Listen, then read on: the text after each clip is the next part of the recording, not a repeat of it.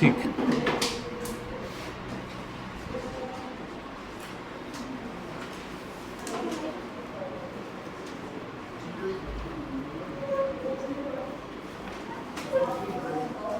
ठीक है, सुनिए, लास्ट टॉपिक हमारा क्या था? स्पेसिफिक हीट ऑफ गैस, इसी पे बात कर रहे थे।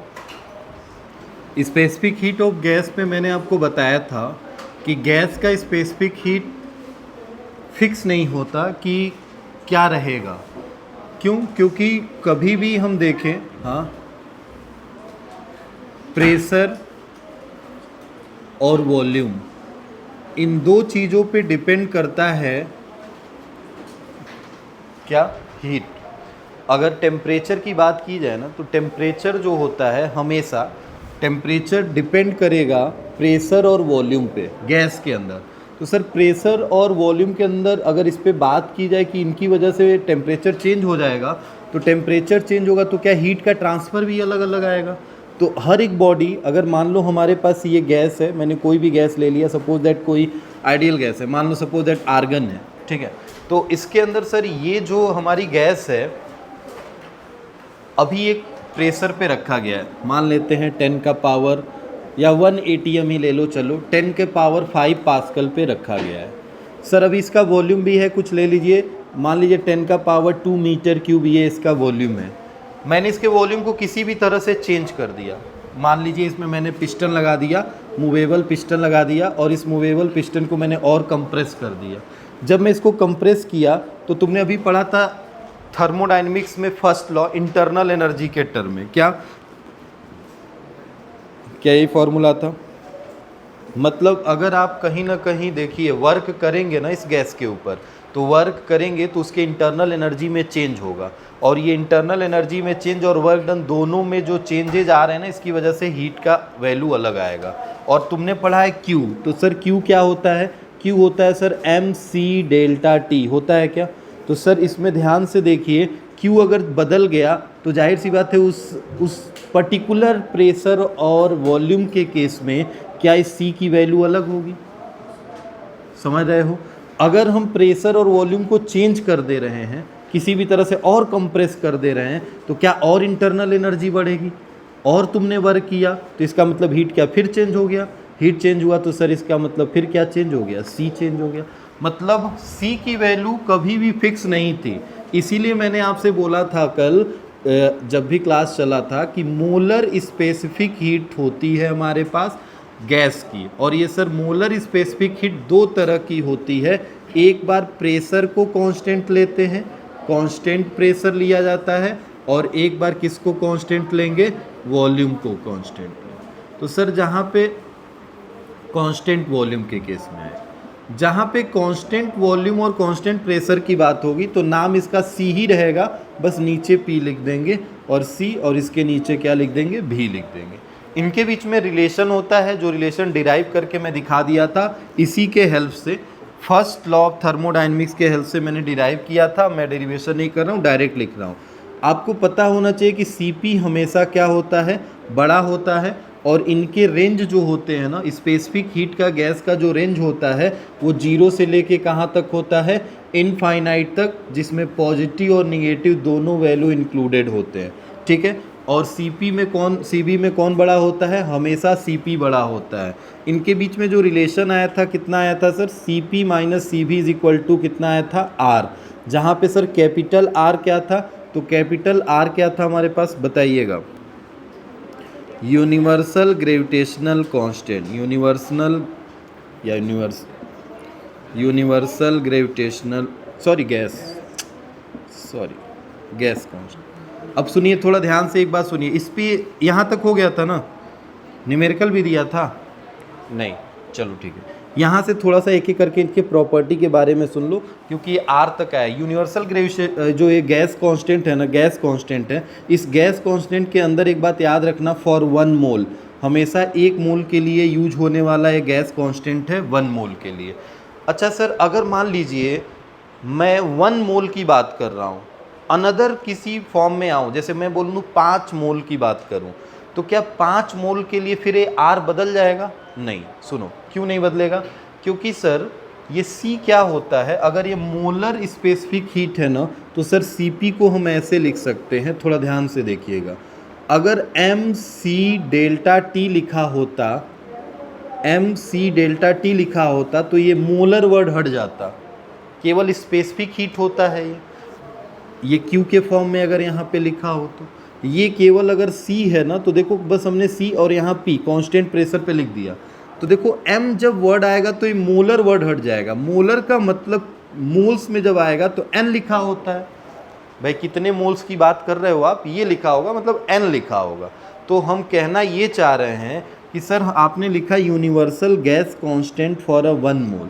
अगर हम बोलें कि सर 1 मोल से हट के अगर बात की जाए, 2 मोल 3 मोल या किसी भी अनदर मोल्स पे जाएंगे तो क्या ये वैल्यू चेंज हो जाएगी? नहीं, क्योंकि दोनों तरफ अगर इधर Q की वैल्यू NCP डेल्टा T ले रहे हो तो इधर Q की वैल्यू को क्या लोगे? NCV delta T। थोड़ा ध्यान से देखो, क्या अगर इधर N है तो क्या इधर भी तो N आएगा? मतलब इधर अगर 5 मोल की बात करोगे तो कांस्टेंट वॉल्यूम पे भी तो 5 ही मोल की बात होगी। अगर ये 2 मोल होगा तो ये भी कितने मोल का होगा? 2 ही मोल का होगा। मतलब सेम नंबर से मल्टीप्लाई किया जा रहा है, और जब सेम नंबर से मल्टीप्लाई किया जा रहा है तो वैल्यू में चेंज नहीं होगा, जो है वही बना रहेगा। ठीक है, तो हम यहाँ पे लिख सकते हैं बात, फॉर डिफरेंट मोल का मतलब याद रखिएगा कि एक मोल के लिए तो ये यूज हो गया है, क्या डिफरेंट मोल के लिए अलग फार्मूला होगा? नहीं, for different mole this formula या this relation is same, this relation will be same. क्यों सर सेम होगा? तो ये मैं बता दिया, लिखने की ज़रूरत नहीं है क्यों होगा, तो ये बात याद रहना, क्योंकि बोथ साइड, दोनों तरफ या दोनों में आप सेम मोल्स को मल्टीप्लाई कर रहे हैं तो चेंजेस नहीं आएंगे। ठीक है, चलिए अब थोड़ा ध्यान से सुनिएगा। दूसरी बात, सर अगर हम R को हटा देते हैं, R को हटा देते हैं, ये मोल में है, अगर ग्राम में लेके आते हैं तो क्या ये फॉर्मूला होगा? तो सर हम लिखेंगे फॉर 1 ग्राम, कितने के लिए? 1 ग्राम। 1 ग्राम अगर ऑब्जेक्ट है या 1 ग्राम गैस है हमारा, तो उसके लिए फॉर्मूला रिलेशन क्या बन जाएगा? तो सर बन जाएगा Cp minus Cv is equal to small r, ये फॉर्मूला बन जाएगा। सर R क्या होता है? तो R भी एक कांस्टेंट है जिसकी वैल्यू क्या होगी? देखो मोल है ना, हमें मोल में जाना है, तो ये जितना भी गैस कांस्टेंट है ना कैपिटल R 1 मोल वाला, उसको हम टोटल मास से डिवाइड कर देंगे तो 1 ग्राम की वैल्यू मिलके चली जाएगी। जितना था ये 1 मोल का है, अरे 1 मोल के लिए कैपिटल R यूज किए हो तो टोटल मास जितना भी रखा होगा आपने उस टोटल मास से डिवाइड कर देंगे तो स्मॉल r आ जाएगा, 1 ग्राम की वैल्यू आ जाएगी, यहाँ पे रख लिया। ठीक है, अब तीसरा, सर ये फॉर्मूला जो यूज कर रहे हो आप, मान लो मैंने लिख दिया ऐसे Cp minus Cv is equal to R, ये फॉर्मूला तब यूज होगा when heat in a unit of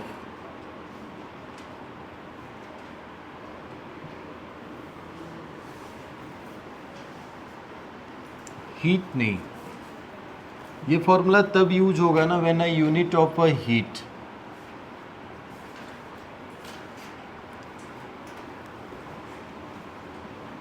heat पे लिख दिया मैं, वर्क लिखना चाहिए।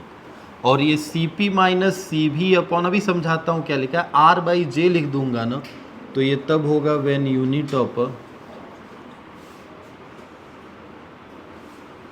हीट, ये उल्टा हुआ, यही बस चेक करना है एक बार। चलो ठीक है, सुनो क्या है, थोड़ा सा R बाई J याद होगा, J की वैल्यू मैंने लिखवाई थी, याद है J की वैल्यू? जूल्स कांस्टेंट है, किसी को याद है? क्यों भाई? अरे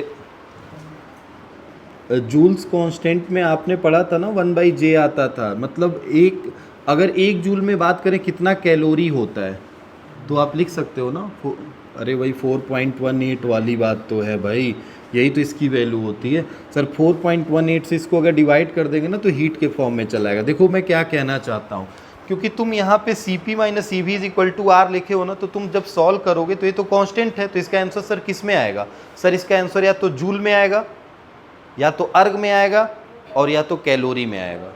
यही तो आएगा, 3 ही यूनिट हो सकता है। तो जूल और कैलोरी रखो, अर्ग हटा दो। अर्ग एक सीजीएस यूनिट है, तो मैं क्या यूज कर रहा हूँ, जूल या कैलोरी। तो सर जूल कब होगा? तो जूल का मतलब जब वर्क होगा। अगर यूनिट ऑफ वर्क होगा तो सिंपल यही फॉर्मूला लिख दिया जाएगा। अगर कैलोरी में जाना है तो यूनिट ऑफ हीट लिख रहे हो भाई, कैलोरी वर्क का तो यूनिट होता नहीं है। But joule, joule sir heat का भी यूनिट हो सकता है, और जूल किसका यूनिट हो सकता है? वर्क का भी यूनिट हो सकता है। बट हीट का केवल ओनली, हीट का ओनली जूल तो हो गया, मगर क्या कैलोरी एक सिंपल एक ही तो होगा। तो जूल देखो, हीट में दोनों होता है सर, जूल एंड कैलोरी दोनों होता है। तो जूल वाला हटा दो, क्योंकि जूल वाला वर्क का भी होता है, तो ये ऊपर मैंने लिख दिया है। तो सिंपल सी बात ये है कि हीट के यूनिट में जब लिखोगे तो आर बाई जे, और C P minus C V is equal to R जब वर्क के यूनिट में लिखोगे, मतलब जूल के फॉर्म में लिखोगे। तो यहाँ पे चाहे तो ऐसे लिख लेना कि जूल के लिए ये फॉर्मूला लगेगा, कैलोरी के लिए सर ये फॉर्मूला लगेगा। वो तो तुम्हें पता है, जे से डिवाइड कर दिया जाता है। ठीक है, और कोई चीज़ बताओ। हाँ sir, gamma ratio of Cp and Cv is known as, अब इस पे आगे बात करेंगे बट अभी फ़िलहाल में लिख देते हैं, known as gamma, where gamma is equal to Cp by Cv। ठीक है, और it depend on atomicity of gas, gas की एटॉमिसिटी पे डिपेंड करती है। ये इनकी इतनी प्रॉपर्टी है, सुन लो। एटॉमिसिटी, ये बात समझना क्या है, यहाँ तक समझ में अगर आ गया है तो ratio of C P C V को एक नए नाम से जानते हैं जिसका नाम है gamma. Gamma is equal to C P by C V होता है। सर ये गामा क्या है, हम आगे बात करेंगे काइनेटिक थ्योरी ऑफ गैस में, यहाँ पे बहुत ज़्यादा इस पे डिस्कशन नहीं है। बस तुम्हें यहाँ पे इतना पता होना चाहिए कि सर इन्हीं के रेशियो को एक नया नाम दिया जाता है, गामा होता है। ठीक है, अच्छा सर, ये जब भी Cp और Cv होते हैं ना, ये गैस के किस पे डिपेंड करते हैं? एटॉमिसिटी पे। एटॉमिसिटी मतलब तुमने पढ़ा होगा ना, जैसे मान लो O2 पढ़ लिया, O2 ऑक्सीजन हो गया, N2 हो गया, S2 हो गया। तो सर ये गैस है ना, ये अलग है। जैसे polyatomic, monoatomic, diatomic, यही पढ़ा है ना आपने। जैसे मान लो मोनो एटॉमिक बात कर रहे हैं, तो मोनो एटॉमिक में केवल एक सिंगल आएगा, और अगर डबल डायटॉमिक पढ़ रहे हो तो उसमें 2 आ गया, जैसे H2O2, ये सब डायटॉमिक है। सर अगर हम बात करें पॉलीटॉमिक में, तो बहुत सारे ऐसे गैस हैं जो पॉलीटॉमिक में चले जाते हैं। तो सर Cp और Cv की वैल्यू जो होती है वो डिपेंड करती है किस पे? एटॉमिसिटी ऑफ गैस पे। अभी उसका क्या फॉर्मूला होता है लिख रहे हैं, पहले इसको इतना नोट करो यहाँ से यहाँ तक कि जल्दी नोट अगर हो गया है तो ठीक है। इधर का तो ये सब पढ़ ही लिए हो, मैं इधर का मिटा रहा हूँ।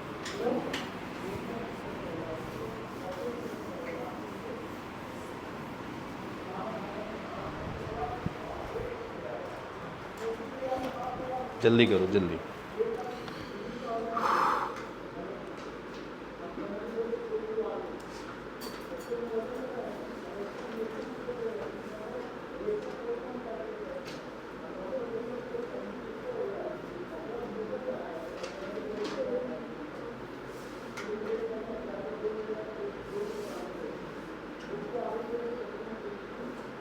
हो गया?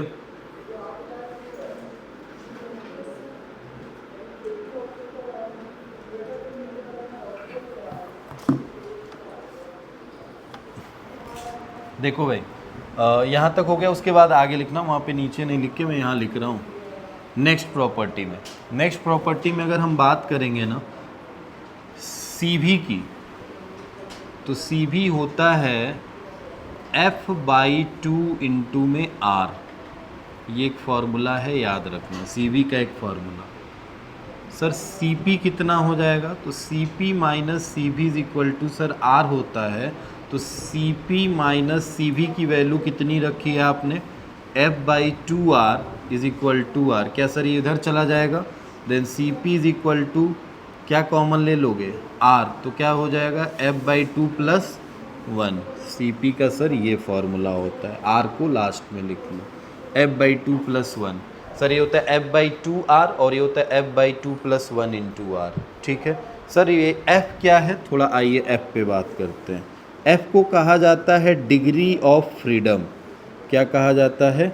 Degree of freedom. मैं ज़्यादा इस पे मैंने बोला ना, मैं गामा पे डिग्री ऑफ फ्रीडम पे मैं डिस्कशन ही नहीं करूँगा, क्योंकि मेरे लिए एक अलग से टॉपिक बना हुआ है जो केटीजी में पढ़ना है मुझे। ठीक है, तो यहाँ पे बस समझना है, क्योंकि क्वेश्चन में आ जाएगा अभी, क्योंकि न्यूमेरिकल कराऊंगा तो आएगा, इसलिए बस बता दे रहा हूँ।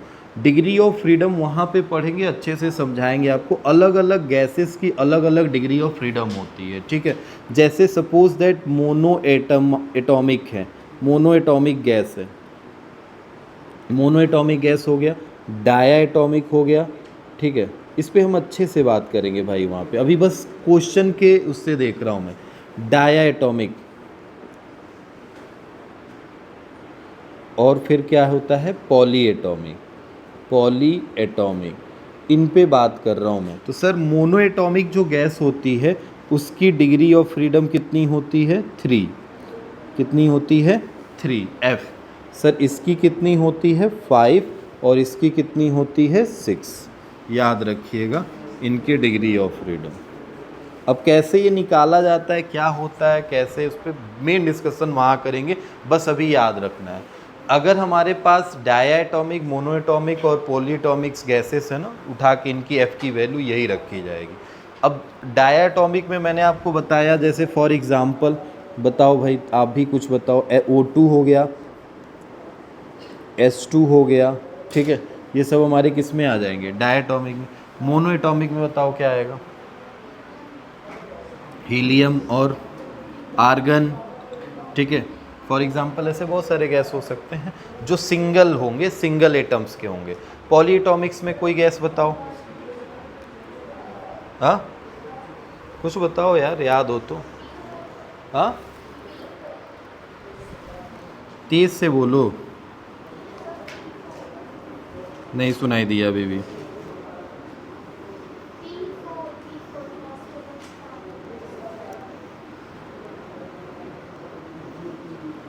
पॉलीटॉमिक में तो कई होंगे ना फिर। हाँ ठीक है, P क्या बोली? P4। और बोलो।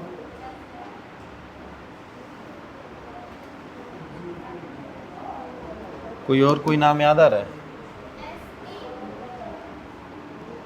S8। ठीक है, 2 से ज़्यादा हो, बस 3 होने चाहिए। ठीक है, 2 से ज़्यादा हो, अब जो तुम्हें दिख जाए। जैसे मान लो अमोनिया है, अमोनिया गैस हो सकती है, हो सकता है, अमोनिया गैस है ना। अरे भाई, तो गैस अगर है तो उसमें उसका फॉर्मूला क्या है? तो क्या पॉलीटॉमिक में आ गया ना, जाहिर सी बात है। NH3 है, H में ही 3 आ गए हैं, जाहिर सी बात है, और N के साथ है, तो ऐसे बहुत सारे पॉलीटॉमिक में आ जाएंगे। ठीक है, तो डायटॉमिक, मोनोटॉमिक एंड पॉलीटॉमिक में याद रखिएगा, बाकी आपको पता है। ये इतना नोट कर लीजिए, फिर हम आगे क्वेश्चन पे प्रोसीड करें। क्वेश्चन ही बोल रहे हैं हम, लिखिएगा।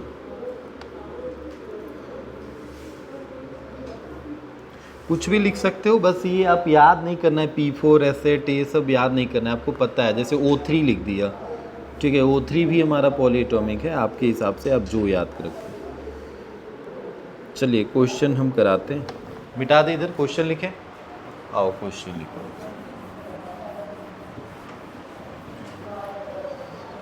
अब इसी में ना पता है तुम्हें कांस्टेंट प्रेशर कांस्टेंट वॉल्यूम वाली कहानी लेके चलना पड़ेगा कि एक बार Cp एक बार Cv यूज होगा। बाकी Cv और Cv के रेशियो को हमने गामा बोला है। गामा क्या है ये मैंने बात नहीं किया, बस बोल दिया इट इज़ द रेशियो। बाकी हमने यहाँ पे इनके बीच में एक रिलेशन दिखा दिया है जो कि डिग्री ऑफ फ्रीडम से रिलेटेड है। क्वेश्चन नंबर फर्स्ट आपके सामने है, calculate the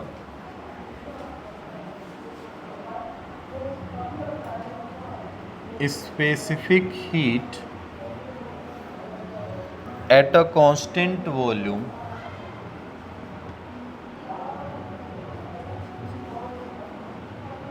for a gas given specific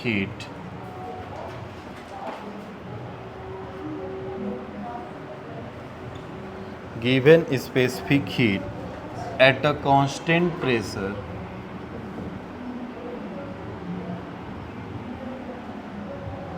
is 6.85 calorie पर मोल केल्विन और R की वैल्यू 8.31 यूनिट इसका भी जूल पर मोल पर केल्विन है और J की वैल्यू अभी मैंने बताया ही था 4.18 जूल पर कैलोरी होता है। ये है क्वेश्चन, एकदम बेसिक सा क्वेश्चन है। Calculate the specific heat at the constant volume. बताइए।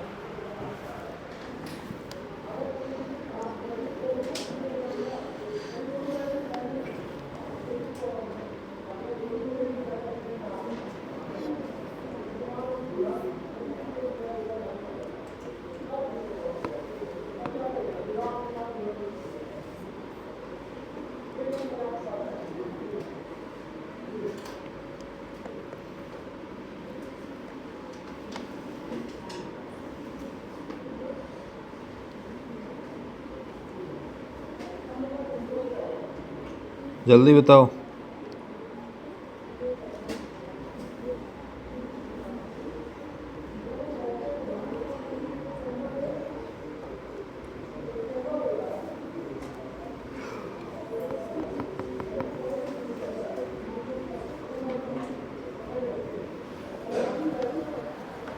बस कैलकुलेशन है और तो कुछ है नहीं। Calculate the specific heat at a constant volume, मतलब सर सी भी फाइंड आउट करना है, यही ना। सीपी दिया ही है जी सर, कांस्टेंट प्रेशर पे दे रखा है कितना 6.85 दे रखा है। बस ध्यान देना थोड़ा यूनिट पे ध्यान देना। सर एक्चुअल में क्या है ना कि ये 6.85 कैलोरी पर मोल केल्विन है, जूल में नहीं है। किस में है? कैलोरी में। और कैलोरी में जब भी होगा तो जे से डिवाइड करना है, ये दिमाग में रख लो। जे से क्या करना है? डिवाइड। तो सर फॉर्मूला तो वही लगेगा, C P minus C B is equal to क्या होगा? आर।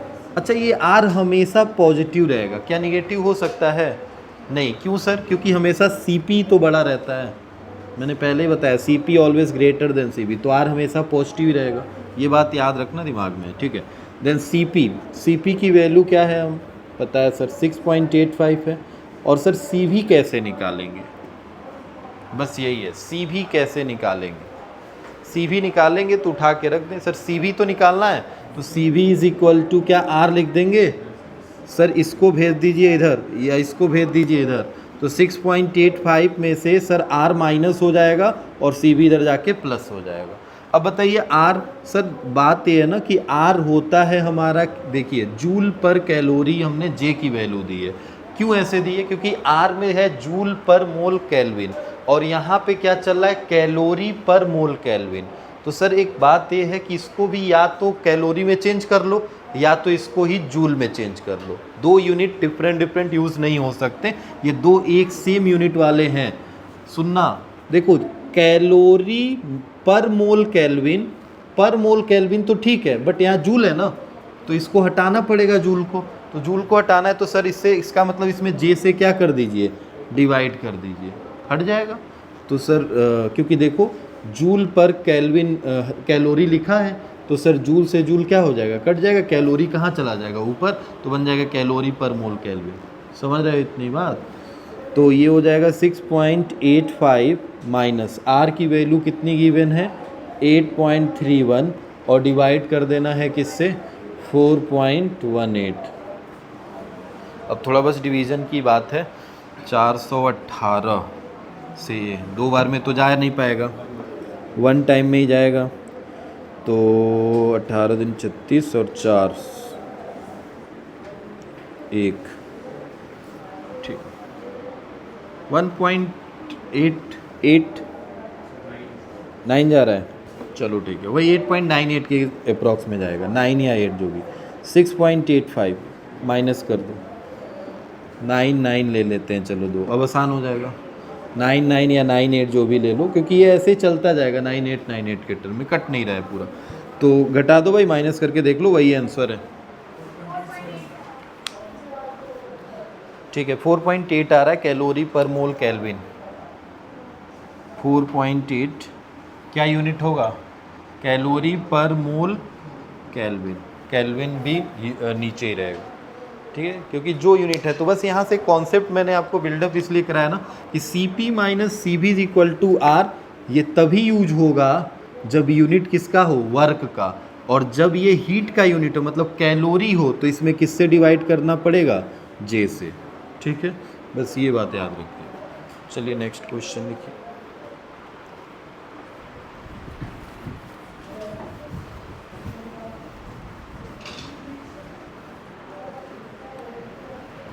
थोड़ा सा और चेंज कर देते हैं। Calculate the difference between the two principal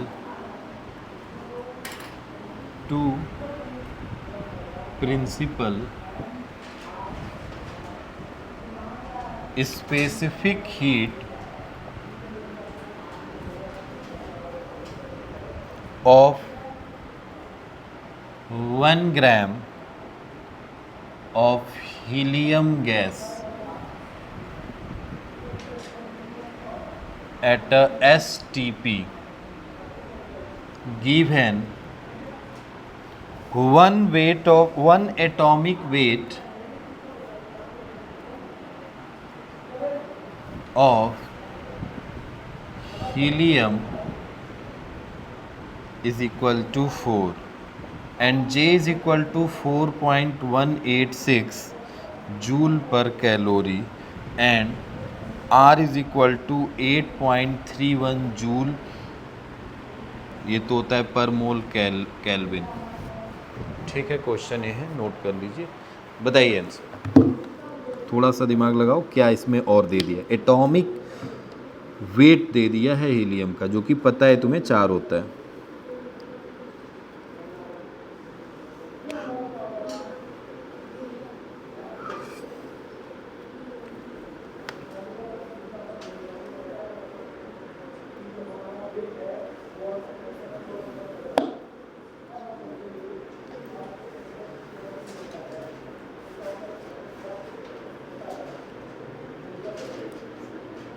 जल्दी,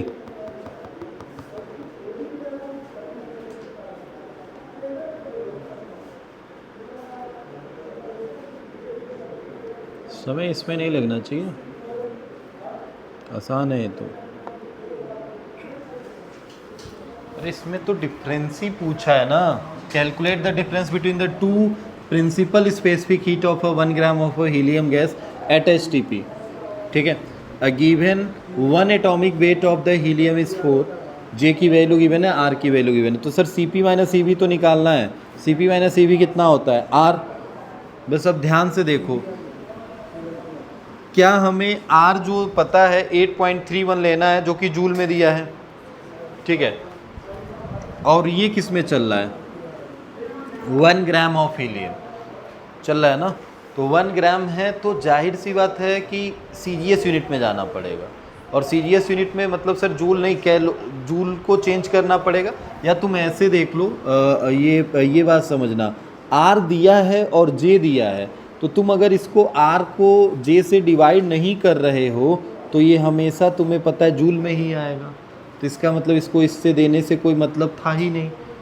ठीक है, बट दिया है तो यूज़ तो करना है, तो हमने देखा भाई क्यों यूज करना है, क्योंकि 1 ग्राम लगा है, तो जाहिर सी बात है कैलोरी में लेके आना है, तो सर J से डिवाइड कर दिया, ये तो बन गया। अब याद करो, मैंने आपसे बोला था कि ये 1 ग्राम के लिए फॉर्मूला नहीं होता है, स्मॉल r होता है फॉर्मूला, और स्मॉल r जब होता है तो उसमें भी ये केवल 1 ग्राम का है, 1 ग्राम का है। तो अभी क्या हम 1 ग्राम के लिए निकाल लें, ठीक है सर, बट हीलियम का कितना वेट दे रखा है, टोटल 4, तो क्या R की वैल्यू निकालने के लिए जितना भी कैपिटल R है उसको क्या M से डिवाइड कर दें, क्या स्मॉल r आ जाएगा, और फिर ये जो स्मॉल r आ रहा है वो अभी किसके यूनिट में आ रहा है, जूल में आ रहा है, हमें इसको किस में चाहिए, कैलोरी में, तो किससे डिवाइड करना पड़ेगा, J से। बस हो गया ख़त्म, यही रख दो वैल्यू। R की वैल्यू है 8.31, मास है 4, और J की वैल्यू कितनी है 4.186 जो भी है रख के सॉल्व कर लीजिए, वही आंसर है।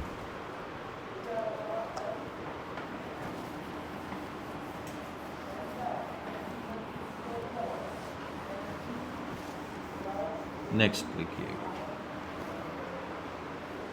ये है बच्चा क्वेश्चन। तीसरा है,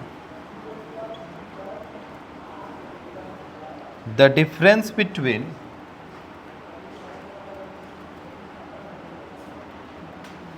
to specific heat of a gas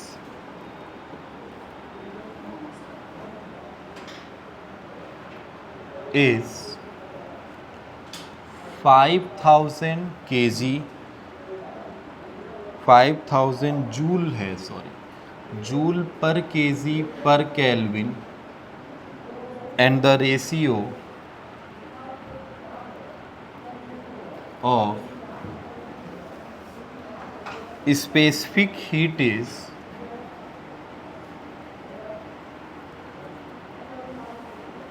1:6. Find the two specific heat.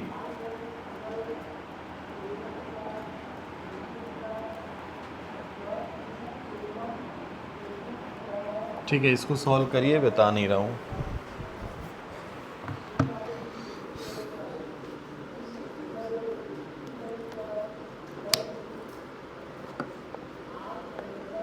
सब लोग कर सकते हैं, मैं इसको बताऊँ नहीं, कैलकुलेशन है भाई, बस कैलकुलेशन, और कुछ नहीं। क्वेश्चन अभी और कराएंगे।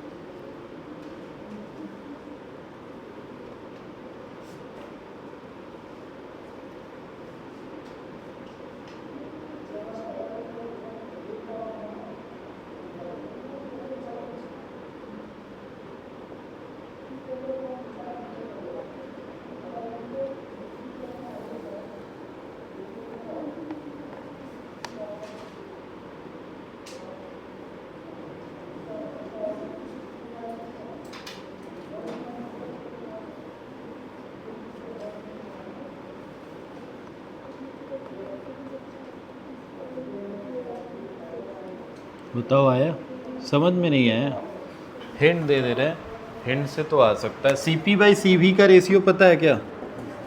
CP/CV कितना दे रखा है? 1/6। अभी मत सोचो कि गामा लगा के कर लेंगे, गामा से कोई रिलेशन मैंने बताया अभी नहीं है, ठीक है। CP और CV के साथ गामा में बस यही रिलेशन है कि ये गामा होता है। तो सर इसका मतलब ठीक है, ये गामा है, मैं अब यहाँ पे लिख देता ना 1/6 ना लिख के मैं लिखता गामा इज इक्वल टू 1/6, तो आप यही रखते। समझ गए हो ना? मैंने तो अभी रेशियो दे रखा है, तो कोई लेना ही देना नहीं है, वो क्वेश्चन बहुत आसान है। सर यहाँ से CP की वैल्यू निकाल लीजिए, then CP is equal to कितना हो जाएगा?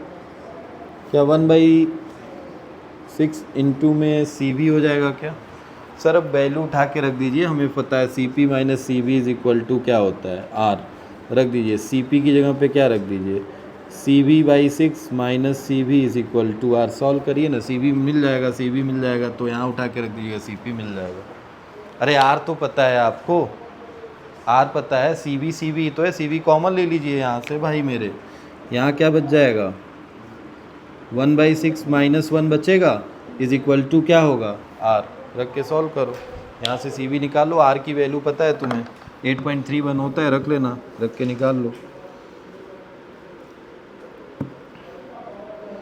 उसने क्वेश्चन में कुछ दे भी रखा है शायद ना, डिफरेंस R नहीं रखना है, कितना रखना है? 5000 रख लेना अपने हिसाब से। अरे देखो ये दे रखा है, the difference between the to specific heat of is 5000, तो R नहीं रखना है, क्या रखना है? 5000। अब तो और आसान हो गया, रख के निकालो, बताओ कितना आ रहा है?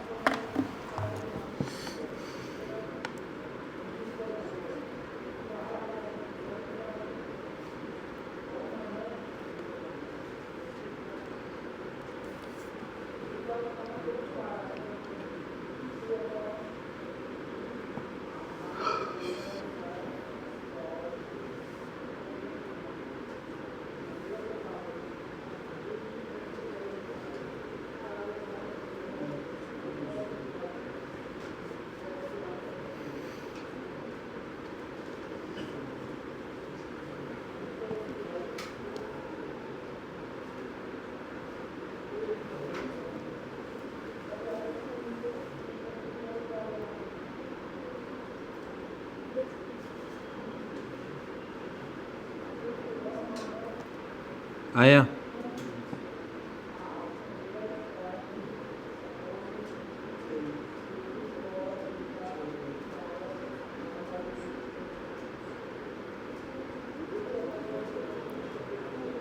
कैलकुलेशन करो भाई, इतना तो कर सकते हो, कैलकुलेशन कर लेना उसका।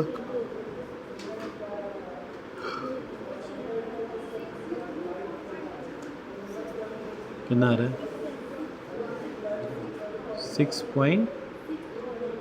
6,000 आ रहा है। दोनों निकालो, अब सी भी निकल गए तो सी पी निकाल लो, उठा के वैल्यू रख दो, 1000 हो जाएगा तब उसके हिसाब से। तो सही है भाई, कंफर्म हो ना? देख लेना भाई, मैंने थोड़ा सा क्वेश्चन में चेंज कर दिया था, मैं इसीलिए आंसर मिला नहीं रहा हूँ, इसीलिए मैंने बोला आपसे निकालने के लिए, क्योंकि उसने उसमें वैल्यू इसकी ना कुछ अलग दी थी, मैंने रेशियो दे रखा है, वो स्पेसिफिक हीट का रेशियो दे के उसकी वैल्यू गिवन थी, बट ठीक है। 1/6 तो ये हो जाएगा, निगेटिव में आ रहा है क्या? 1/6 -1, ठीक है, निगेटिव हो सकता है, बट ऊपर आ जाएगा -5 ना, ठीक है। सी वी इंटू -5 अपॉन में 6 इज इक्वल टू 5000। सर 5 से ये 1000 बार में, और ये चला गया, then C B is equal to -6000, और इसकी वैल्यू उठा के यहाँ पुट कर दोगे तो C P is equal to कितना आ जाएगा, -1000। ठीक है, निगेटिव हो सकता है, कहानी में थोड़ा ट्विस्ट है, चेंजिंग करने से ऐसा आया, बट ठीक है। 1/6 रेशियो जो है ना, इसी को मैंने चेंज किया था इसलिए आया, बट ठीक है, आप प्रोसीजर समझ जाओ क्या करना है। चलो एक लास्ट कर लेते हैं इसमें कुछ, एक थर्मोडायनेमिक, 2 क्वेश्चन कराएंगे। एक क्वेश्चन आपको फर्स्ट लॉ से ना इसी पे कराते हैं, थर्मोडायनेमिक्स का फर्स्ट लॉ पढ़ा है आपने, CB/CV पे कराते हैं। अच्छा ये देखो, गामा ओमा वाला जो अभी मैंने बताया ना, डिग्री ऑफ फ्रीडम वाला, उस पर अभी मैं क्वेश्चन नहीं करा रहा हूँ, जब अभी आगे पढ़ लेंगे डिग्री ऑफ फ्रीडम तो अच्छे से उस पर क्वेश्चन करेंगे। एक क्वेश्चन मैं लिख रहा हूँ, थोड़ा लिखिए, ये फर्स्ट लॉ ऑफ थर्मोडायनेमिक्स का है और यूज़ होगा इस पर, यही CP/CV वाली कहानी। बस वेट एक सेकेंड।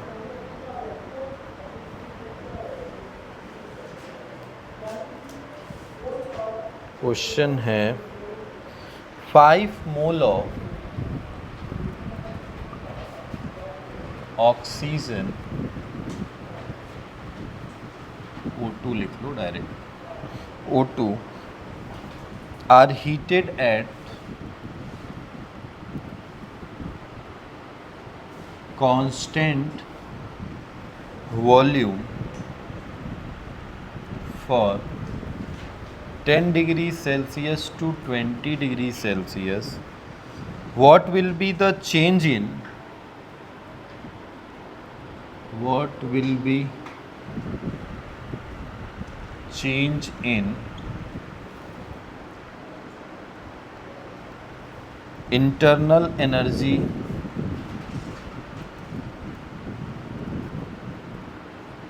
of gas, ठीक है, एंड क्या क्या दिया है, CP दे रखा है 8 कैलोरी पर mole degree Celsius,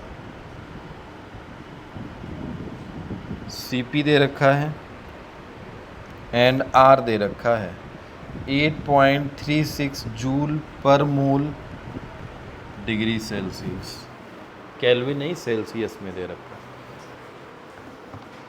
5 mole of O2 are heated at a constant volume for 10 से 20 डिग्री सेल्सियस तक, पूछा है what will be change in internal energy of the gas if CP is N and R is this. Solve करिए, अच्छा question है, first law of thermodynamics से मिलता जुलता है क्योंकि उसने इंटरनल एनर्जी की बात कर दी है क्वेश्चन।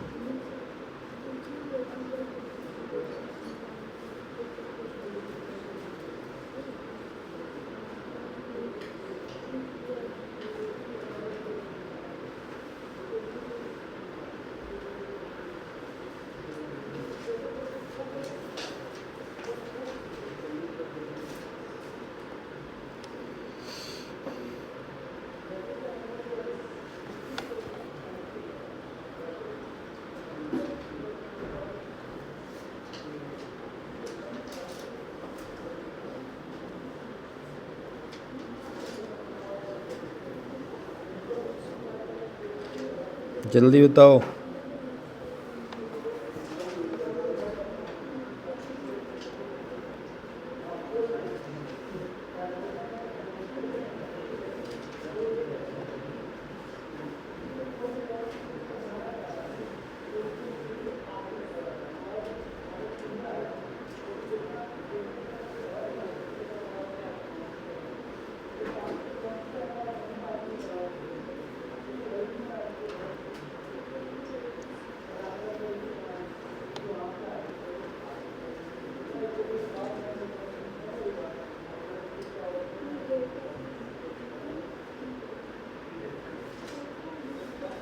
आया किसी का?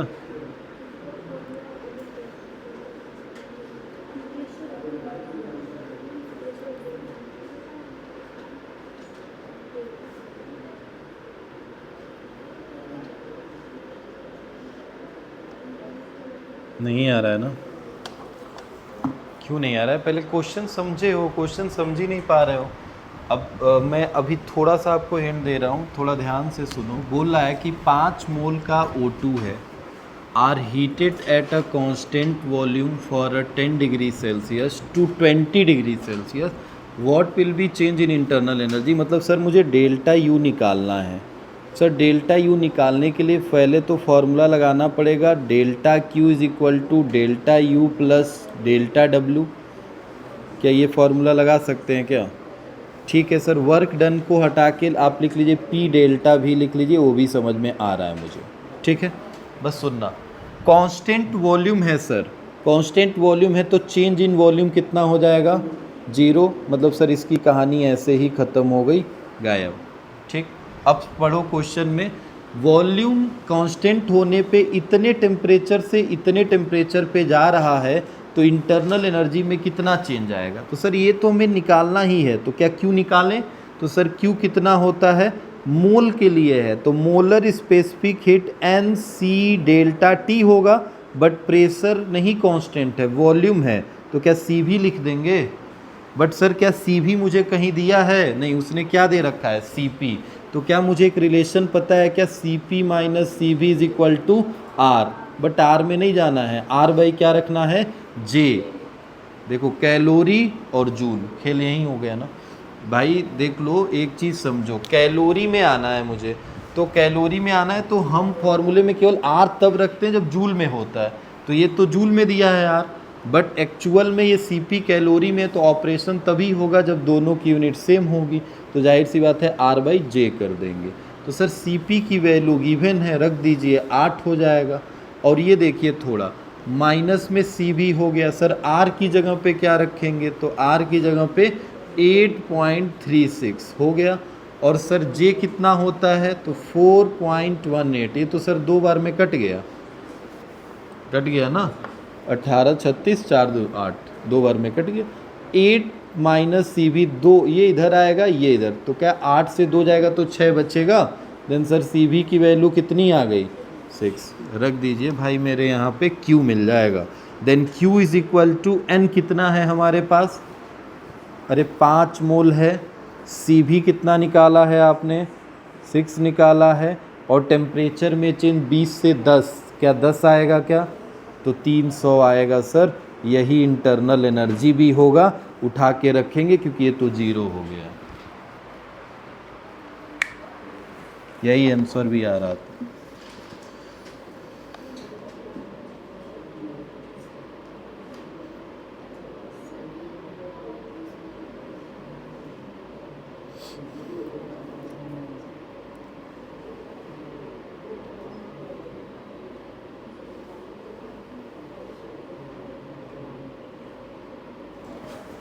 हो गया, कर लिया। एक लास्ट क्वेश्चन बस कर लो, फिर हम चलते हैं टाइप्स ऑफ थर्मोडाइनमिक्स। जो हमारे थर्मोडाइनमिक्स में प्रोसेस होते हैं ना, डिफरेंट डिफरेंट, उन प्रोसेस पे चलेंगे। थोड़ा अब स्पीड बढ़ाया जाए, बहुत हो गया, धीरे धीरे चल रहा है। बस एक लास्ट क्वेश्चन करो, calculate the gas constant, calculate the gas constant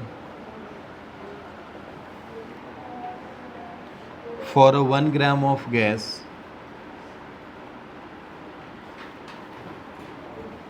1 gram of gas, given that given that क्या दिया है, Cp is equal to 0.245 calorie per gram degree Celsius, Cv भी दे रखा है 0.165 calorie per gram degree Celsius, and जे रखा है 4.2 into 10⁻⁷ अर्ग पर कैलोरी, अर्ग है ये, अर्ग पर कैलोरी। ठीक है, जल्दी बताइए।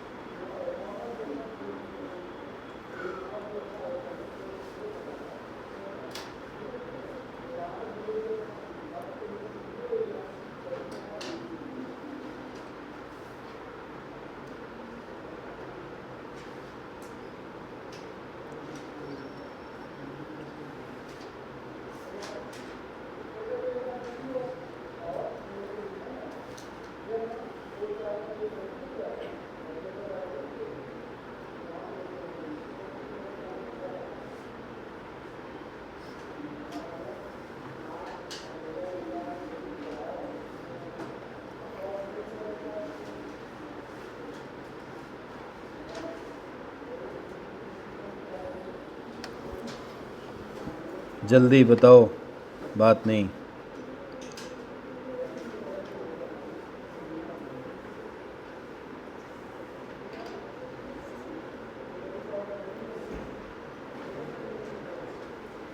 कोई बताए, आया किसी का आंसर? क्वेश्चन में पहले समझ लो क्या कह रहा है। क्वेश्चन में गैस कांस्टेंट निकालना है, ठीक है।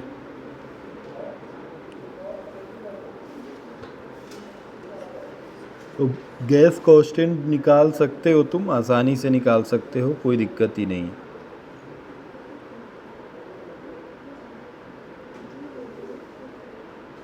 आया किसी का भी आया, इतना समय नहीं लगना चाहिए कैलकुलेशन में। ठीक है, मैं मानता हूँ, बट आप बैठे हो, आपको पता है Cp minus Cv is equal to होता है सर, देखो पहले ध्यान से, 1 ग्राम है तो R होगा, R बाई क्या लिख देंगे, J, क्योंकि हम देख रहे हैं यहाँ पे, देखो थोड़ा ध्यान से, कैलोरी में गिवन है और यहाँ पे सर हमें 1 ग्राम के लिए निकालना है, तो कैलोरी में गिवन है Cp की वैल्यू, ये भी कैलोरी में गिवन है तो इसको भी कैलोरी में लेना पड़ेगा। तो कैलोरी में लेने के लिए क्या J से डिवाइड करेंगे ना, जाहिर सी बात है, कर दिया। तो sir Cp minus Cv is equal to this लिख दिया। देन Cp हमें चाहिए किसकी वैल्यू, R की, स्मॉल r।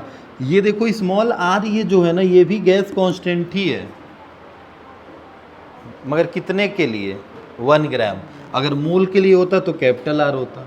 ये साफ वही चीज़ तो मैंने वहाँ पे लिखवाया था। Then Cp minus Cv into में J कर दो। भाई क्या नहीं आ रहा है इसमें, Cp दिया है, Cv दिया है, J दिया है, कुछ चेंज भी नहीं करना, उठा के रख देना है, आ जाए। आ गया है, कितना आया है, 7 आ रहा है। सही से देखो, वो वैल्यू बहुत छोटी, आंसर आ रहा कितना, 33 इंटू 2, ठीक है, 3.3 इंटू 10⁻³ आ रहा है, आ रहा है क्या? और यूनिट रख लेना, देखो R की यूनिट में ना ध्यान से देखो, joule per mole degree Celsius है ना, बट यहाँ पे क्या जूल रहेगा, नहीं, जूल ही अर्ग में चेंज हुआ है ना, तो अर्ग में आ जाएगा, अर्ग पर मोल पर डिग्री सेल्सियस। यूनिट क्या होगा, अर्ग पर मोल डिग्री सेल्सियस, क्योंकि ये जे जो रखे हो ना, वो अर्ग पर कैलोरी में रखे हो, तो ये अर्ग में ही आएगा, अर्ग पर मोल डिग्री सेल्सियस। चलिए हेडिंग डालिए, थर्मोडायनेमिक प्रोसेस, पढ़ा देते हैं 1-2 प्रोसेस।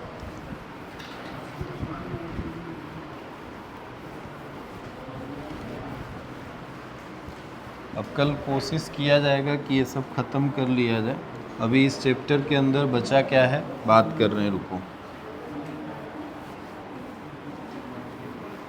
2 दिन चाहिए मुझे।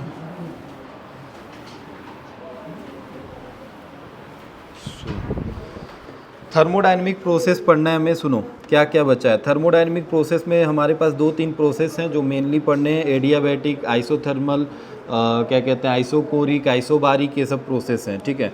अब इसके बाद से क्या पढ़ना है मेन, इस पे तो न्यूमेरिकल ठीक है कर लेंगे। फिर हीट इंजन है,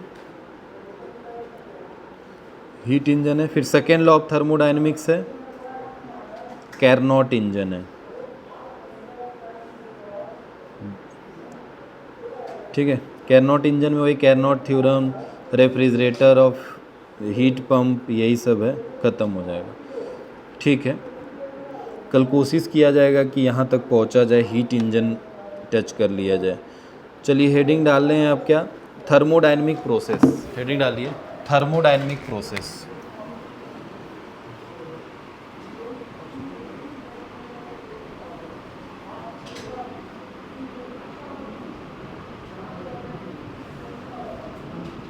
थर्मोडायनेमिक प्रोसेस को समझो पहले भाई मेरे। थर्मोडायनेमिक प्रोसेस में डिफरेंट टाइप्स के प्रोसेस हैं। सर पहला प्रोसेस, सबसे पहला मैं लिखता हूँ आइसोथर्मल। नाम से ही पता चल जा रहा है आइसोथर्मल मतलब क्या होगा, बोलो। चलो आओ नाम पहले लिख देते हैं। आइसोबारिक, अलग अलग करके ऐसे लिख रहा हूँ कि आपको याद रहे, ये एक ही में है। आइसोकोरिक,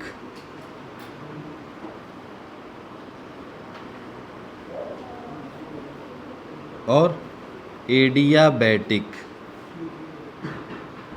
अब आप सोच रहे हो कि सर ये तो दोनों सेम हो गए, आइसोथर्मल और एडियाबैटिक।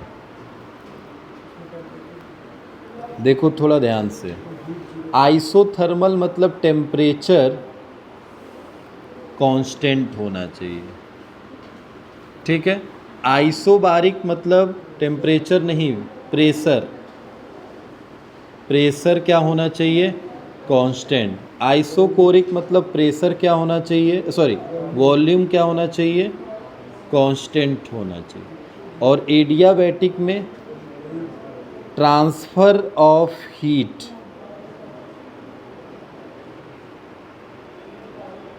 थ्रू द सराउंडिंग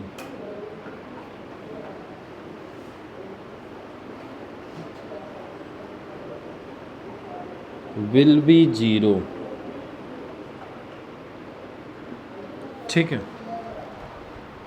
कोई भी सराउंडिंग से लेन देन नहीं होगा। सिस्टम एडियाबैटिक वॉल में होगा ना, तो कोई बाहर से लेन देन नहीं होगा। इसमें हो सकता है आइसोथर्मल में बाहर से लेन देन होगा, मगर टेम्परेचर क्या रहना चाहिए, कांस्टेंट। अभी कैसे होगा, पहले वहीं से स्टार्टिंग ही है, एक एक करके पढ़ना है। तो याद रहेगा हमारे पास टोटल ये 4 हैं।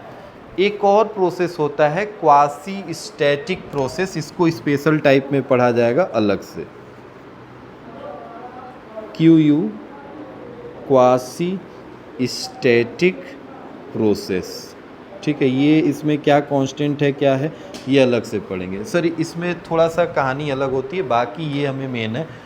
आइसोथर्मल प्रोसेस जिसमें टेम्परेचर कांस्टेंट है, आइसोबारिक जिसमें प्रेशर कांस्टेंट रहेगा, एक ऐसा प्रोसेस जिसमें वॉल्यूम कांस्टेंट रहेगा, और एडियाबैटिक एक ऐसा प्रोसेस है जिसमें ट्रांसफ़र जो हीट का होगा सराउंडिंग से वो बिल्कुल 0 के बराबर होगा। क्लियर है।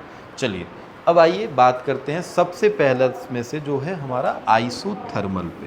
सर आइसोथर्मल क्या है, चलिए आइसोथर्मल सुनिएगा भाई।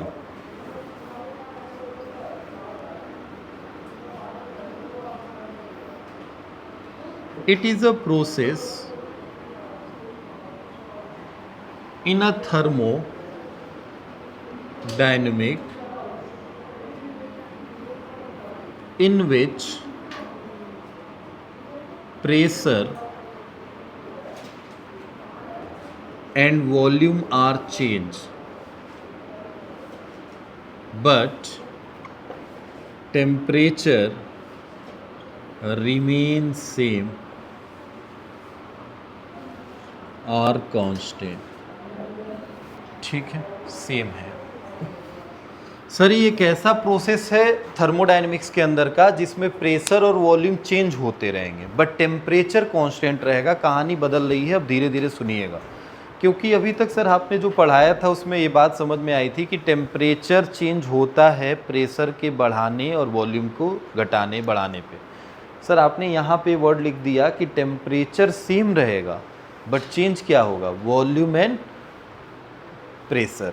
ये सर कैसे पॉसिबल है? अभी तो थर्मोडायनेमिक का फर्स्ट लॉ यही कह रहा था कि भाई अगर किसी भी तुम गैस पे वर्क कर रहे हो, उसको कंप्रेस कर रहे हो, एक्सपेंड कर रहे हो, तो क्या हो रहा था, कंप्रेशन और एक्सपेंशन से तुम्हें ये देखने को मिल रहा था कि हम उसके इंटरनल एनर्जी को चेंज कर रहे थे।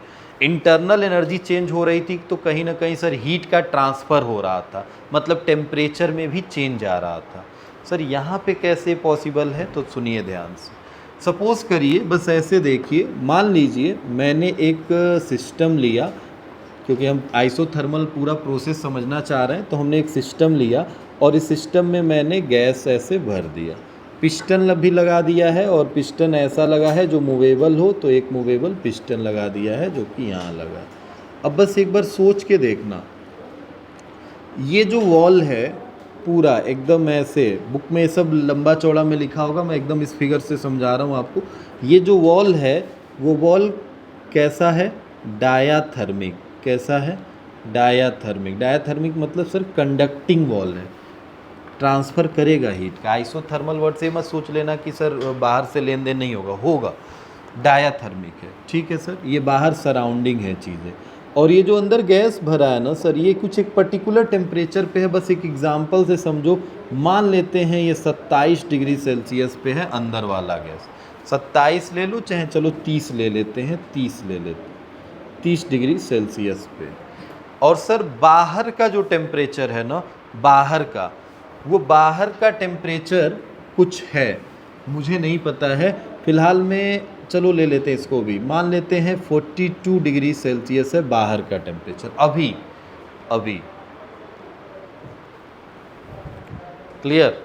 अब सुनो क्या होगा। एटमॉस्फेयर में टेम्परेचर है ज़्यादा, यहाँ है टेम्परेचर कम, अंदर है टेम्परेचर कम। हो सकता है यहाँ पे ज़्यादा हो जाए और बाहर कम हो जाए, कुछ भी पॉसिबिलिटी है, ये तुम्हारे पास है, सिस्टम है पूरा। कोई बंदा आता है और इसको क्या करता है, दबाता है, कंप्रेस करता है। सर जब इस पिस्टन को दबाएगा तो कंप्रेशन से ये नीचे दबते हुए आएगा।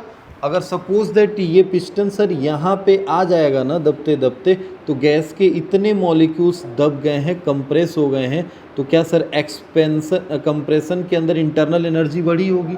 अब इंटरनल एनर्जी बढ़ेगी तो क्या इसका टेम्परेचर सर चेंज हो जाएगा। हाँ सर, टेम्परेचर चेंज हो जाएगा, 30 से बढ़ के हो सकता है 32 हो जाए, 35, 40, कुछ भी हो सकता है, बढ़ा होगा टेम्परेचर। बट टेम्परेचर को क्या रखना है, कांस्टेंट रखना है, रिमेन सेम या कांस्टेंट रखना है। तो क्या होगा सर, मैं जो ये काम यहाँ कर रहा हूँ ना, इसको दबाने वाला मतलब कंप्रेस करने वाला, यही क्वासी स्टैटिक प्रोसेस में चला जाए, मतलब एक ऐसा प्रोसेस हो जाए जो बहुत धीरे धीरे धीरे धीरे हो।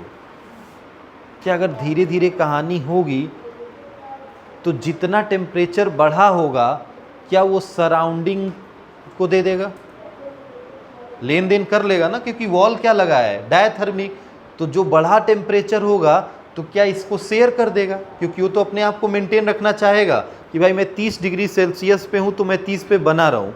तो मैंने क्या इसका वॉल्यूम घटाया, यस सर। प्रेशर बढ़ाया, हाँ सर प्रेशर भी बढ़ा रहे हैं, वॉल्यूम इसका घटा रहे हैं, क्या टेम्परेचर चेंज हुआ, हाँ, मगर इतना धीरे धीरे कर रहा हूँ चेंजेस कि इसकी वजह से जो प्रेशर और वॉल्यूम के चेंज से जो टेम्परेचर बढ़ा है, वो टेम्परेचर बढ़ा हुआ किससे शेयर हो जाएगा, सराउंडिंग से। तो सराउंडिंग में कोई टेम्परेचर था जिससे उसने शेयर कर दिया, तो जैसे ही जो बढ़ा टेम्परेचर था शेयर कर दिया, तो क्या अंदर का टेम्परेचर अभी भी उतना ही था जितना पहले रह गया, वो रिमेन कांस्टेंट हो गया।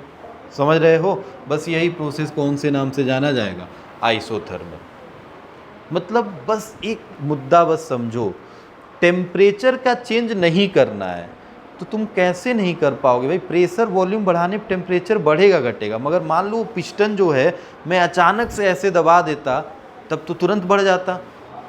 अब इतने जल्दी में चेंजेस पॉसिबल नहीं होते हैं, तो तुरंत ही नीचे जो गैस है ना ये अपना पूरा टेम्परेचर बढ़ा देगा, ये गर्म हो जाएगा। मगर अगर यही प्रोसेस एकदम धीरे धीरे करेंगे ना, यही पंप अगर हल्का सा आज दबा दिए, कल थोड़ा सा दबा देंगे, तो क्या होगा, धीरे धीरे सराउंडिंग से वो चेंज करते करते करते एक समय बाद इसका टेम्परेचर अभी भी कितना बना रहेगा, 30। सराउंडिंग को दे दिया जितना बढ़ाया। तो साफ समझ में आया कि जब भी सर आइसोथर्मल प्रोसेस होगा ना, तो आइसोथर्मल प्रोसेस के अंदर प्रेशर वॉल्यूम चेंज करेंगे, मगर कैसे, स्लोली, क्वासी स्टैटिक वाले प्रोसेस में जाए।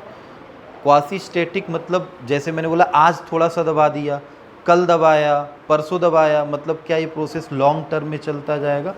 धीरे धीरे अगर चलता है कोई प्रोसेस, उसी को क्वासी स्टैटिक प्रोसेस कहते हैं। तो यही बात यहाँ पे लिखेंगे। तो हम यहाँ पे लिखते हैं if we change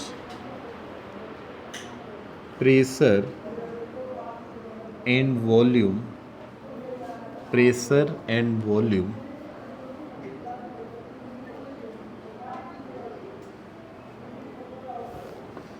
at in a very slowly, then change temperature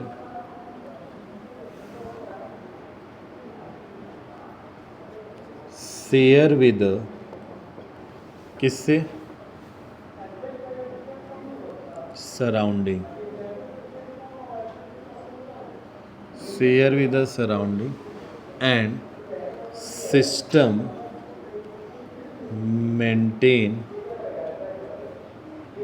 initial temperature।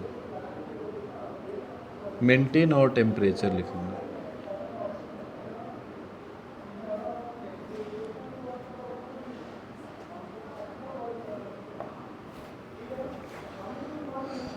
अब सुनो थोड़ा ध्यान से, मैंने बोला कि अगर हम प्रेशर और वॉल्यूम को चेंज कर रहे हैं, बहुत धीरे कर रहे हैं ना, तो टेम्परेचर जो होगा शेयर हो जाएगा विद द सराउंडिंग, और सिस्टम अपने मेंटेन कर लेगा टेम्परेचर को, जो भी उसका टेम्परेचर था उसको मेंटेन करके रखेगा, कोई चेंजेस नहीं होंगे। मतलब मेंटेन टेम्परेचर का मतलब क्या रखेगा, टेम्परेचर को कांस्टेंट रखेगा, कोई चेंज नहीं होगा, ये बात याद रखना, टेम्परेचर कांस्टेंट होगा। दूसरी बात सुनो थोड़ा ध्यान से, थर्मोडायनेमिक्स के फर्स्ट लॉ में अगर हम आते हैं, तो फर्स्ट लॉ में हम आए तो मैं लिख सकता हूँ कि Q इज इक्वल टू कितना होता है, डेल्टा U प्लस क्या, डेल्टा W लिखा जाएगा, या PD भी लिख सकते हैं, क्या लिखा जाएगा, क्या वर्क डन होता है, PD भी लिख दिया। एक बात बताओ, मैंने वॉल्यूम चेंज किया है, हाँ सर प्रेशर चेंज किया है, वॉल्यूम प्रेशर में चेंज किया है हमने, तो किस में चेंज नहीं हुआ है, टेम्परेचर में। इसका मतलब क्या, उसका इंटरनल एनर्जी बढ़ेगा घटेगा? नहीं सर, इंटरनल एनर्जी का सारा खेल तो टेम्परेचर पे ही डिपेंड करता है भाई। इंटरनल एनर्जी बढ़ती है तभी तो टेम्परेचर बढ़ता है। तो मैंने टेम्परेचर को ही कांस्टेंट रख दिया, तो क्या इंटरनल एनर्जी में कोई चेंज होगा? नहीं sir, change in internal energy कितनी हो जाएगी, 0। जब इसके इंटरनल एनर्जी में चेंज इसको फील ही नहीं होगा कि हमारे इंटरनल एनर्जी में चेंज नहीं हो रहा है, तो टेम्परेचर नहीं बढ़ाएगा, तभी तो आइसोथर्मल नाम है इसका। तो सर इंटरनल एनर्जी 0 हो जाएगी। मतलब सर लिख सकते हैं Q इज इक्वल टू कितना हो जाएगा, P डेल्टा भी। मतलब सर ये बात थोड़ा ध्यान से समझिए, ये जो P डेल्टा भी लिखा है ना, ये आइसोथर्मल प्रोसेस में आएगा, बस आइसोथर्मल में QP डेल्टा भी थर्मोडायनेमिक्स के फर्स्ट लॉ से, ठीक है। अच्छा और बताओ, आइसोथर्मल प्रोसेस के अंदर हम अभी वर्क डन निकाल रहे हैं, मगर एक बात सुनो, ये जो P डेल्टा भी है ना, इसमें थोड़ा इसी पे बात करते हैं। ये तो ठीक है, अगर हम ऐसे कह दें आपसे, आइडियल गैस का थोड़ा इक्वेशन बताओ, फॉर आइडियल गैस बोले कोई। आइडियल गैस के लिए PV क्या होता है, अरे nRT के इक्वल होता है। तो सर आइडियल गैस के लिए PV is equal to nRT होता है। सपोज करिए कि अगर आपके पास आइसोथर्मल प्रोसेस है, तो आइसोथर्मल प्रोसेस है तो sir for isothermal process temperature क्या होगा, कांस्टेंट। तो सर n ये तो चेंज होने वाला नहीं है, अरे मोल्स है ना, एक बार जब सॉल्व करोगे तो जितना मोल लिए वही लेके सॉल्व करोगे। आर गैस कांस्टेंट है, अभी देखा 8.31 हो रही थी उसकी वैल्यू, और टी क्या है, टेम्परेचर, जो कि वो भी क्या हो गया, तो क्या है पूरा कांस्टेंट हो गया। Then P V is equal to क्या हो गया, कांस्टेंट। क्या ये होता क्या है, क्या ये बॉयल्स लॉ है क्या, पढ़ा है क्या कहीं, अभी आगे बात करना है, बट अभी ये कुछ नहीं, बॉयल्स लॉ है। मतलब आइसोथर्मल प्रोसेस में पता है क्या, बॉयल्स लॉ मिल गया, P V is equal to constant. P V is equal to constant का मतलब यहाँ से हम क्या बोल सकते हैं, थोड़ा ध्यान से देखना भाई, यहाँ से हम पॉइंट यहाँ चेंज कर रहे हैं sir, P is the inversely proportional to भी लिख देंगे, लिखा जा सकता है। या मतलब हमारा क्वेश्चन देखो, इस पर जब बनेगा तो हम ऐसे लिख सकते हैं, P1 upon P2 is equal to V2 upon क्या लिखा जाएगा, V1। अगर दो केसेस होंगे तो इन्वर्सली प्रोपोर्शनल है तो P1 upon P2 is equal to V2 by V1। या इसी चीज़ को हम ऐसे भी लिख सकते हैं R P1 V1 is equal to P2 V2, क्या ये भी लिखा जा सकता है ना। ठीक है, तो ये हमारा किस प्रोसेस के अंदर आ रहा है, सब के सब आइसोथर्मल प्रोसेस। तो आइसोथर्मल प्रोसेस में इतना समझ में आ गया। अच्छा आइए वर्क डन, ये इधर का नोट कर लिए हो ना भाई, वर्क डन आइसोथर्मल प्रोसेस में निकालते हैं, जल्दी करते हैं। आइसोथर्मल प्रोसेस में वर्क डन खत्म कर लीजिए इसको, work done in a isothermal process. कोई बताएगा पढ़ा है क्या ये, क्या ये इतना जो पढ़ रहे हो ये सब पढ़े हो 11th में, कुछ याद है, थोड़ा बहुत याद होता ना तो सब काम चल जाता। आप बिल्कुल याद ही नहीं है, बिल्कुल पढ़े ही नहीं हो, समझे ही नहीं हो। पीवी कांस्टेंट जो आता है ना, ये हमें केटीजी में पढ़ना है, बॉयल्स लॉ, चार्ल्स लॉ सब उसके अंदर पढ़ना है। बट हम बता दें कुछ नहीं, PV is equal to constant, मतलब प्रेशर वॉल्यूम का जो मल्टीप्लिकेशन है कांस्टेंट आता है, उसी को बॉयल्स लॉ कहते हैं। सर बॉयल्स लॉ तो ठीक है, अभी छोड़ दो, वहाँ पे पढ़ेंगे। अभी आइसोथर्मल प्रोसेस के अंदर देखा कि एनआरटी आइडियल गैस है, और आइडियल गैस के अंदर टेम्परेचर जब कांस्टेंट होगा तो ये पूरा एक कांस्टेंट बन जाएगा, और जो भी कांस्टेंट होगा उसकी वैल्यू हमें पता होगी, कैलकुलेशन से निकाल लेंगे। तो इसने बोल दिया कि सर आइसोथर्मल प्रोसेस में पी वी कांस्टेंट, अगर पी वी कांस्टेंट है तो हम ऐसे लिख सकते हैं, पी इनवर्सली प्रोपोर्शनल भी हो सकता है, या हम ऐसे लिख सकते हैं। ठीक है, इतना, क्योंकि न्यूमेरिकल बस पता है, इससे यही बनेगा, लिख देगा आइसोथर्मल प्रोसेस और बोल देगा दो केस देख के वॉल्यूम निकालने के लिए, फॉर्मूला दिमाग में तुरंत स्ट्राइक करेगा, P1 V1 is equal to P2 V2 होता है। अगला हेडिंग हमने डाल के रखा है work done in isothermal process. जब किसी गैस पे या किस पे वर्क कर रहे हो ना तुम, तो कितना वर्क डन होगा, क्योंकि सर यहाँ पे हमें थर्मोडाइनमिक्स का फर्स्ट लॉ पता है, Q is equal to delta U plus में कितना होता है PdV। सर डेल्टा यू तो क्या हो जाता है 0, तो Q इज इक्वल टू कितना हो जाएगा PdV। सर अगर ये स्मॉल है dQ लिख देते हैं, तो क्या मैं दोनों तरफ इंटीग्रेशन कर दूं, ये पिस्टन जब आपने दबाया होगा तो पहले इसका वॉल्यूम V1 रहा होगा, चेंज होके वॉल्यूम कितना हो गया होगा V2, तो V1 से कितना हो गया है वॉल्यूम सर V2। क्लियर है इतनी बात। आइए थोड़ा P की बात करते हैं। सर dQ को इंटीग्रेट करेंगे तो किधर कितना आ जाएगा, Q आ जाएगा, समझ रहे हो dQ, क्योंकि देखो क्या है PdV यही वर्क डन है, तुम इसी को सॉल्व कर रहे हो, तो Q ही तो PdV के बराबर है। या छोड़ो यार, यहाँ पे लिख लो वर्क डन, क्या यही वर्क डन है, PdV वर्क डन होता है, ये तो पढ़ाए है ना आपको, छोड़ दो ये सब, पहला ये वाला लाइन हटा देते हैं। चलो वर्क डन कितना होता है PdV, सर इसी को इंटीग्रेट कर दीजिए V1 से लेके कितना तक V2 तक, क्योंकि हम वर्क डन हेडिंग डालें तो वर्क डन ही निकालेंगे। चलिए P की बात बताइए, अगर आइडियल गैस होगा तो PV इज इक्वल टू कितना होगा nRT होगा। थोड़ा बताइए, यहाँ से P की वैल्यू निकालिए, कितना हो जाएगा nRT अपॉन कितना हो जाएगा B, होगा क्या, रख देते हैं nRT अपॉन में कितना हो गया B, इंटीग्रेशन कर देंगे सर, इनटू में क्या चलेगा dV, V1 से लेके कहाँ तक V2 तक। सर इंटीग्रेशन करिए, सब कांस्टेंट है सर, 1 2 3, क्योंकि आइसोथर्मल प्रोसेस है तो T भी कांस्टेंट है, तो कहाँ चला आएगा बाहर, तो सर nRT आ गया बाहर, अंदर बचा कितना 1 अपॉन भी इंटू में dV। याद होगा आपको 1 अपॉन भी, देखो ध्यान से सुनो, 1/x और 1/x² दोनों का इंटीग्रेशन अलग अलग टाइप से होता है। 1/x² का इंटीग्रेशन करोगे तो x का पावर -2 लिख सकते हो, -2 में एक जोड़ोगे, -2 + 1 करोगे, यही होगा, और प्लस सी चलेगा, बट यहाँ सर लिमिट है तो प्लस सी नहीं चलेगा, ठीक है, क्योंकि ये डेफिनिट इंटीग्रेशन है। इंटीग्रेशन दो तरह के होते हैं, क्या ये डेफिनिट है, और अगर ये नहीं होता लिमिट तो प्लस सी आता, वो इनडेफिनिट इंटीग्रेशन में जाता है। सर इसकी वैल्यू कितनी हो जाएगी, तो x -1 हो जाएगा, और नीचे भी कितना आएगा, -1। -1 को आगे लगा लीजिए, और वो x का पावर -1 को क्या 1/x क्या ऐसे लिखा जा सकता है।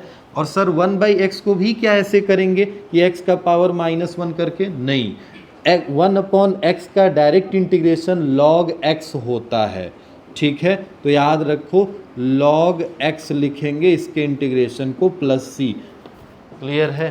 तो इस ये जब x का पावर -1 हो ना, तब ये वाला फॉर्मूला लगता है, और 1 से जैसे बड़ा होगा ना, तब ये इंटीग्रेशन का फॉर्मूला जो पढ़े वो n+1/n+1 वाला यही फॉर्मूला लगेगा। तो ये बात मैं इंटीग्रेशन में बता रहा हूँ, आपको बहुत लोगों को कन्फ्यूजन होता है, बाद में चल के गड़बड़ कर देंगे। तो सर हम फॉर्मूला लिखते हैं nRT 1/v, क्या लिखूँगा, log v, क्या लिखा जाएगा, और लिमिट कहाँ से कहाँ तक भाई मेरे, v1 से लेके v2 तक, लिमिट भी तो पुट होगा। अच्छा, लॉग भी दो तरह के होते हैं, एक लॉग नेचुरल होता है, एक बेस 10 पे लॉग होता है, और एक ई बेस पे होता है, देखा होगा आपने, दो लॉग होते हैं, ठीक है। अब इसको लॉग में लेके आएंगे बेस 10 पे, बेस 10 पे जब डेसिमल पे लेके आओगे ना, तो 2.303 से मल्टीप्लाई करना पड़ता है, तब ये लॉग बेस 10 पे आएगा। तो सर nRT, ये देखो ध्यान से क्या लिखा है, ln अपर लिमिट में v2 और लोअर लिमिट में कितना हो जाएगा,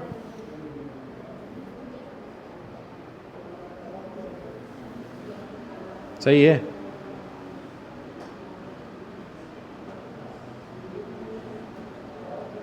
उल्टा लिख दिया है ना, ये log होता है ना, log x होता है, ln में आएगा तब 2.303 से मल्टीप्लाई करें। अब थोड़ा ध्यान से सुनो इधर, ये बस कुछ नहीं किया है, log पूरा लिखा था, ln लिखा था ना, उसी को log में नेचुरल और वही बेस चेंज कर दिया है। अब nRT log v v2/v1 हो गया, log v2 - v1 upper limit minus lower limit. थोड़ा ध्यान से देखो, log में फॉर्मूला आपने पढ़ा होगा, log a - log b कितना होता है, log a/b हो जाएगा क्या, यही फॉर्मूला होता है ना, log a/ क्या हो जाएगा, b। अगर माइनस है तो एडिशन होता है तो मल्टीप्लाई हो जाता है, ठीक है। तो nRT बाहर चल रहा है भाई मेरे, और इसको मैं क्या लिख सकता हूँ, log v2/v1 क्या लिखा जा सकता है, ठीक है। ये किसका वैल्यू आ गया, वर्क डन का। अगर ln के फॉर्म में इसको चेंज करना है, इस लॉग से उस वाले लॉग में जाना है, तो 2.303 nRT, बस इसी से मल्टीप्लाई कर देंगे, ये लॉग किस फॉर्म में आ जाएगा, ln v2/ कितना हो जाएगा, v1, ये बन जाएगा हमारे पास फॉर्मूला। थोड़ा ध्यान से देखो, मैं क्या इसी फॉर्मूले को ये भी लिख सकता हूँ क्या, 2.303 nRT ln, और क्या p1/p2 लिख सकता हूँ क्या, कोई बताएगा, क्योंकि v2/v1 किसके इक्वल है, तो v2/v1 की जगह p1/p2 भी रिप्लेस कर सकते हो, ठीक है। यही फॉर्मूला है, याद रखिएगा, work done in isothermal process, numerical बनेगा या तो ये या तो ये, नोट कर लो बस।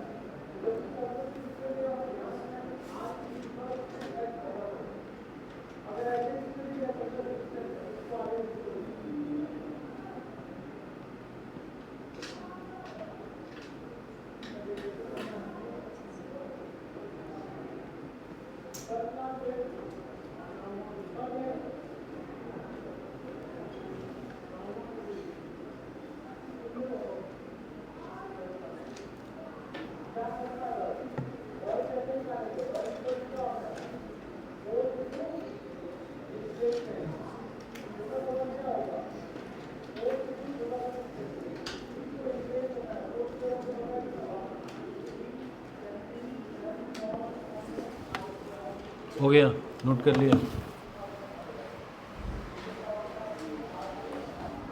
चलो तो फॉर्मूला याद रखना भाई, फॉर्मूले का काम पड़ेगा। बाकी आगे का प्रोसेस पढ़ा जाएगा। एडियाबैटिक तब न्यूमेरिकल कर पाओगे, क्योंकि अभी बस इस फॉर्मूले से बहुत न्यूमेरिकल नहीं बनेगा। एक चीज़ याद रखो, ये रिलेशन याद रखना है और ये फॉर्मूला, ठीक है। इसके बाद अगला प्रोसेस है हमारा कौन सा, डायरेक्ट हम आइसोथर्मल के बाद से क्या लिखवाए थे, आइसोबारिक ना। तो हमें आइसोबारिक और आइसोकोरिक में ज़्यादा फार्मूला नहीं मिलता है, हम एडियाबैटिक में चलेंगे, पढ़ेंगे सब, मगर जिससे फार्मूला मिलेगा उस पर आएंगे, एडियाबैटिक पढ़ेंगे। थोड़ा सा मैं आपको इसके कॉन्सेप्ट को क्लियर कर देता हूँ, लॉग के कॉन्सेप्ट को। लॉग के कॉन्सेप्ट में ज़्यादा कुछ नहीं, बस आपको समझाना ये है, लॉग दो बेस पे होता है, एक बेस ई होता है और एक बेस 10 होता है, जो कि मैं यहाँ गलत लिख दिया हूँ, पहले जो लिखा था वही सही था। लॉग 1/x का इंटीग्रेशन जब करते हैं तो लॉग बेस ई आता है, समझ रहे हो। जैसे अभी मैंने लिखा था ना किसका इंटीग्रेशन किए हो, 1/v का किए हो ना, तो 1/v का इंटीग्रेशन करोगे तो लॉग बेस ई पे आता है, सब चीज़ ई बेस पे रहता है, तो लॉग ई एक्स आएगा। और इसी लॉग ई एक्स को बहुत लोग एल एन लिख देते हैं, इतना ई यू लिखने की ज़रूरत नहीं है, सिंपल फॉर्म में क्या लिख देंगे, एल एन एक्स, समझ जाएंगे कि ई बेस का है, ठीक है। और अगर इसको 10 बेस में लेके आना है तो बस इसको किससे मल्टीप्लाई कर देना पड़ेगा, 2.303 से। तो सर 2.303 से अगर इसी को मल्टीप्लाई कर दोगे ना तो ये बन जाएगा लॉग, अब किस बेस में आ जाएगा, 10 बेस में, ये हो जाएगा हमारा आंसर। या तो ऐसे लिखो या तो ऐसे लिखो, दोनों बात अलग है। मतलब बस समझना ये है कि ये बेस ई पे था और ये जब यही बेस ई 10 बेस पे आया तो आगे बस एक क्या आ गया, 2.303। तो हमने थोड़ा सा चेंज करना पड़ेगा भाई, जहाँ पहले लिखे थे ना वही सही था, कर लो। अब कैसे आपको कटपिट करना पड़ेगा मैं तो कर लूँगा, याद रखना। ये कन्फ्यूज़न है इसलिए मैं भी थोड़ा सा कन्फ्यूज़ हो गया, बट ठीक है, क्योंकि फॉर्मूले में ये फार्मूला ई के बेस पे जब भी आता है ना, ई के बेस पे आता है, तो ये लॉग हो जाएगा 10 बेस का। ये 10 लिखूंगा नहीं, साइलेंट है, समझ जाना, लॉग लिखा हूं तो 10 बेस का है, 2.303,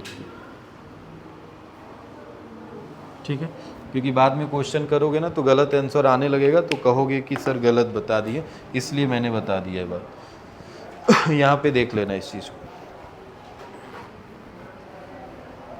सॉल्व किया है तो ln में आया है, ln तक याद भी रखेगा, ये भी याद रहेगा ना तो चलेगा। इसके बाद कन्वर्जन में तुम्हें पता है कि ये करना है, मैं सर कर लेंगे। चलो आगे हेडिंग डाल के छोड़ दो, एडियाबैटिक प्रोसेस कल पढ़ा जाएगा, कल किसी तरह इसको ख़त्म किया जाए चारों प्रोसेस।